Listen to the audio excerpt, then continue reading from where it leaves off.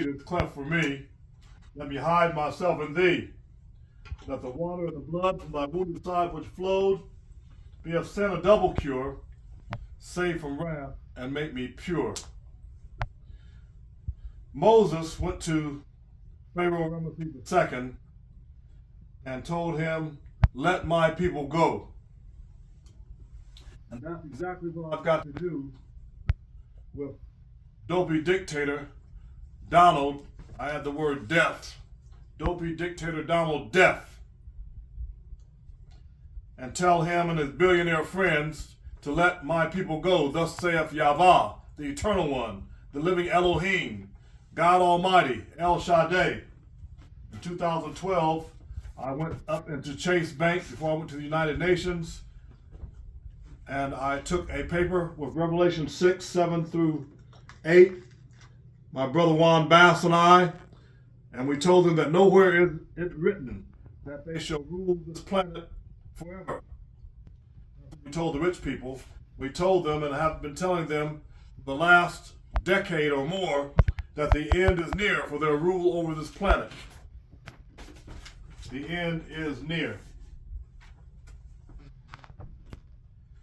Psalms 24:1 clearly states this message. The earth is YAHVAH's, the Lord's in English, and the fullness thereof, the world and they that dwell therein. It goes on to give some details and concludes by asking, who is this King of glory? YAHVAH Tesbahoth. That's the Hebrew. English, the Lord of hosts.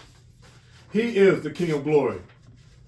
Now, expounding on these principles, we must consider a great truth as we sit physically in the fringes of a physical galaxy we call the Milky Way, with a sun blazing away as a nuclear furnace 93 million miles away, with billions of other star systems and trillions of other planets swirling in harmony through a universe that is without limits.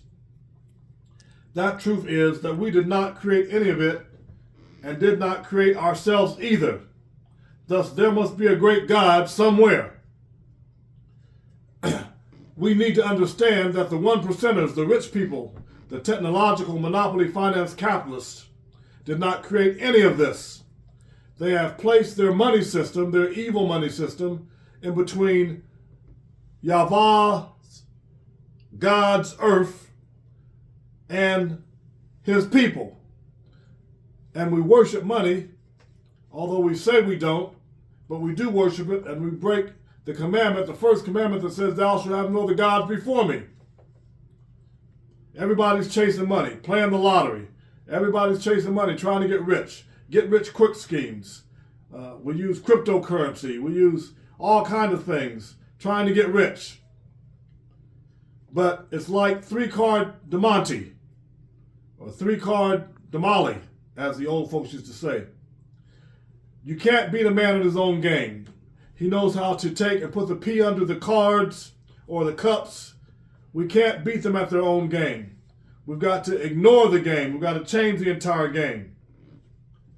And today is the King holiday, and being such, in honor of Dr. Martin Luther King, who began to talk economic solutions, I have come to talk about the economic rights movement, which is the next elevation above the civil rights movement, which has pretty much run its course. Dr. King wanted to get his check. He said, the next time I go to Washington, I'm coming to get my check. Well, Martin, there is no check. We are going to have to let the rich folks keep their checks, their money, their bank cards, their gold, their silver, their diamonds, their crypto, and everything else, and use love as a means of exchange. I'll pause here for a moment and let that sink in. Death is riding the pale horse, and musky hell is following him. And we as a people must break free to get our total freedom. And we've got to do that in our minds and in our hearts and in our bodies. Thank you.